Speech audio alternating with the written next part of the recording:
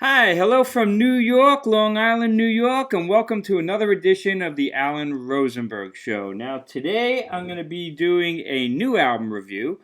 New for me, but it's still new, and that is Steven Wilson's most recent album, and this is called the Harmony Codex. And again, I want to thank a great viewer and friend, Tom, who sent me this as a gift. He sent me this and the Uriah Heep album, which I already reviewed, and I got it for the holidays. This is a good example of what I do. We're now in the beginning of February, and I've been listening to this album for a month and really trying to wrap my head around it. As you probably know, if it's a new release, I will listen to it. It's got to be listened at least 5 times for it to make it into my database and onto my shelves. So sometimes it takes a while, and that's why my backlog is so damn long.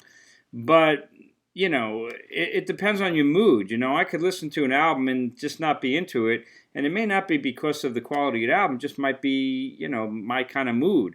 So I really try to give an album a shot. Now, sometimes I listen to an album once or twice, and it's like it's never going to make it in there, and I dump it.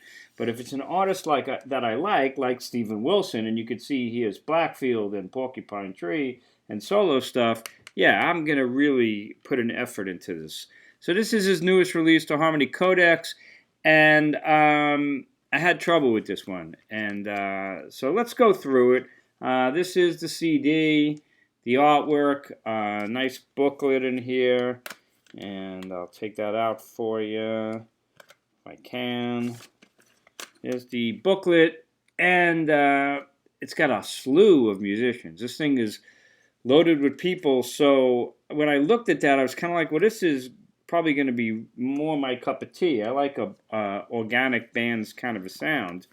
And it's got some help on vocals, although I like his vocals.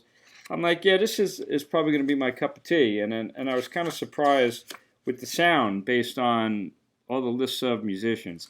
So let's go through it song by song. First song is a thing called Inclination, and that's like 7 minutes and 15 seconds. And that covers a lot of ground of this whole album in that one song, because it opens up and it's got like some really nice atmospheric kind of sounds, and then it goes right into this industrial kind of techno, kind of percussive sound that's very heavy throughout the album, which is kind of surprising when you look at the musicians and the drummers that are playing. This album's got a lot of like percussive and kind of synth percussive, almost techno, trip hop kind of sounds, which is kind of strange and jarring and kind of gets old for me. But like on that song, for instance, at like the 3 minute mark, give or take, you get this really ambient vocal, and then it comes back again with that synth percussion.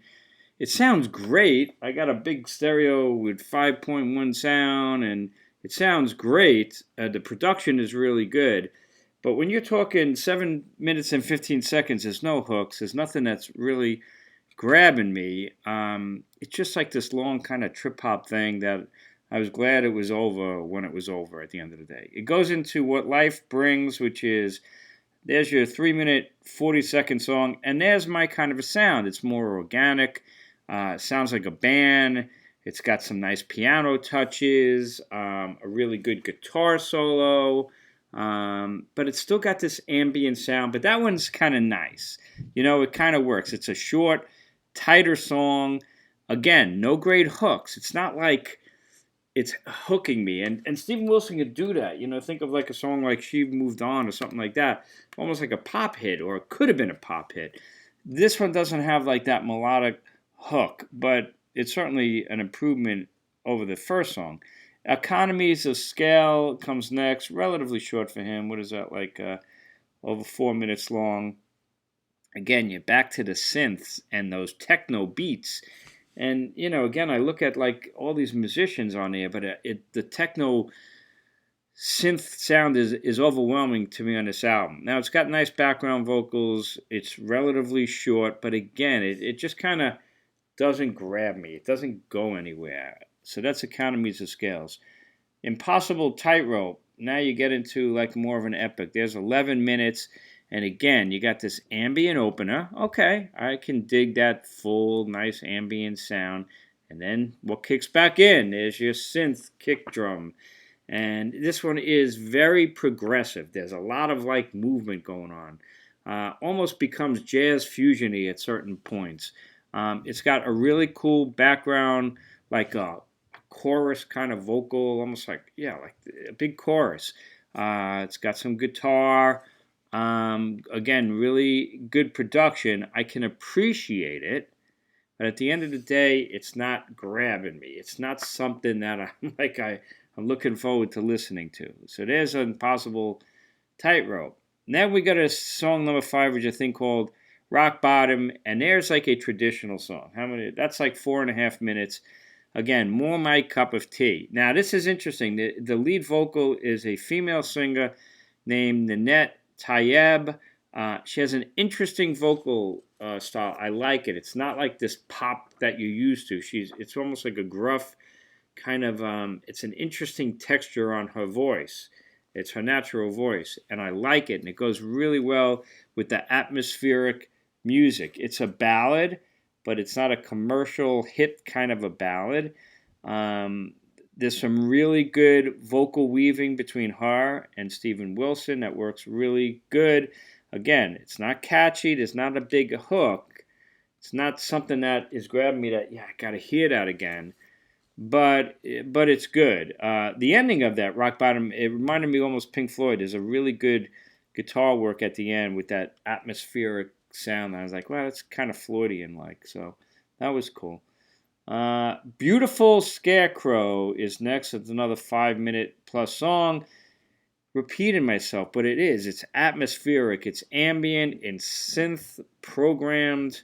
And it's not overly long, Beautiful Scarecrow. It's like 5.5 minutes, but it meanders. There's just no hook. There's nothing grabbing me.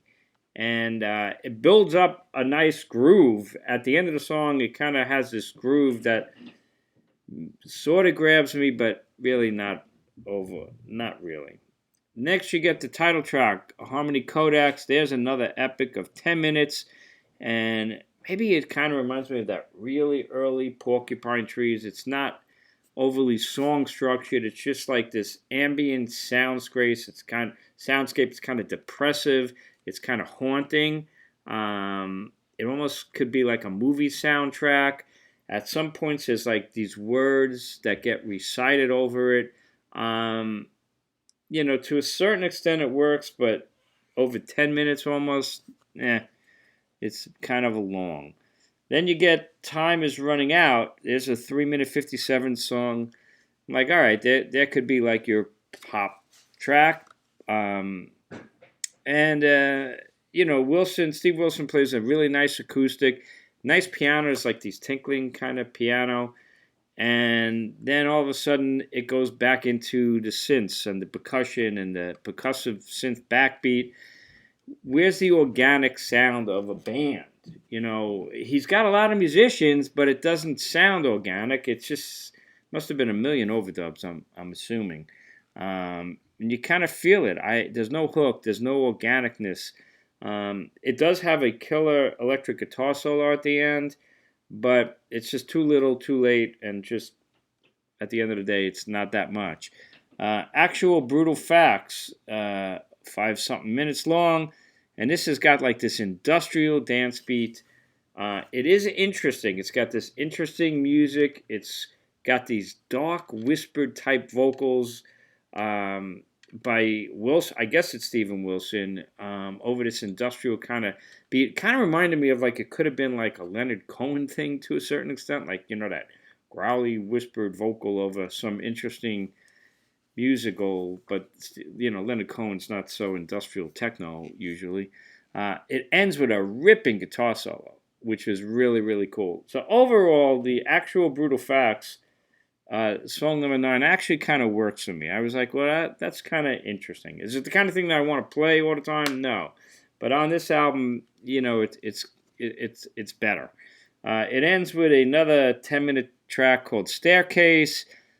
Again, highly programmed, ambient, techno. I keep repeating myself.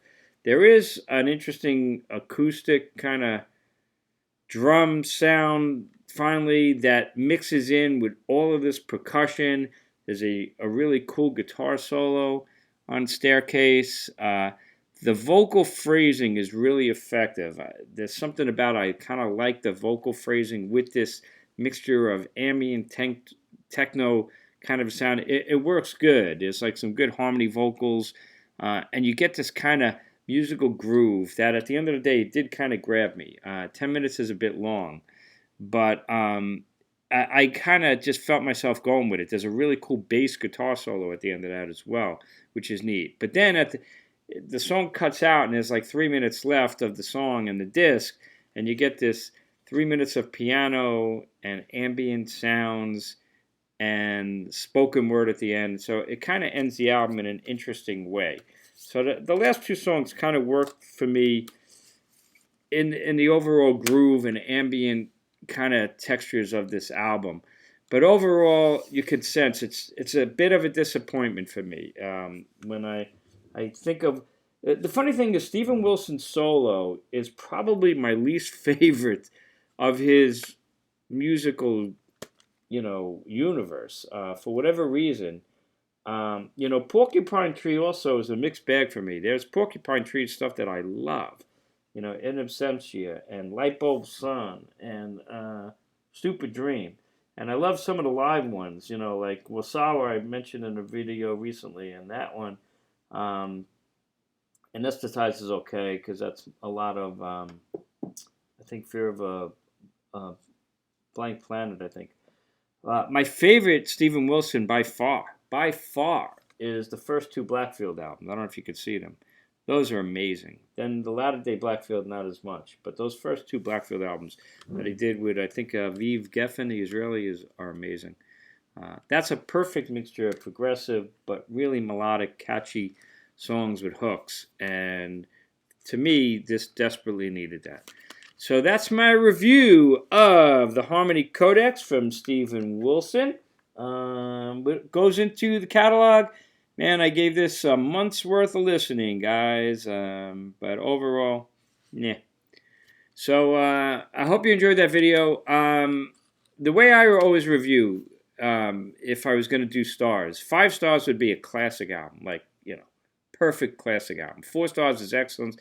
3 stars is good. 2 stars is fair. 1 star is basically worthless. I would give this album, honestly, like 2 stars for fair. I'm not going to go back to it too often. Let me know what you think. I'd love your comments. I appreciate you watching. If you're new to my channel, hit subscribe. I'm going to tell you something I kind of noticed for me as a viewer. If I didn't subscribe to somebody, I tend not to get their newest videos, and I got to go searching for it. I got to eventually think of it. And I miss a ton of stuff from those people, and if I don't think of it, I'll never see their channels pop up again. So if you do like my channel and you like my videos, check out playlists, but hit subscribe. Yeah, it helps my channel, but honestly, at least you'll get notified when I put new stuff up. I am finding that people that I used to watch are not appearing because I didn't subscribe to their channel, so I'm starting to subscribe as well. Just an idea. As I always stay safe, stay healthy. It's Sunday night. The Grammys are coming on soon, and I probably won't watch it. But have a wonderful week, and I'll see you next time.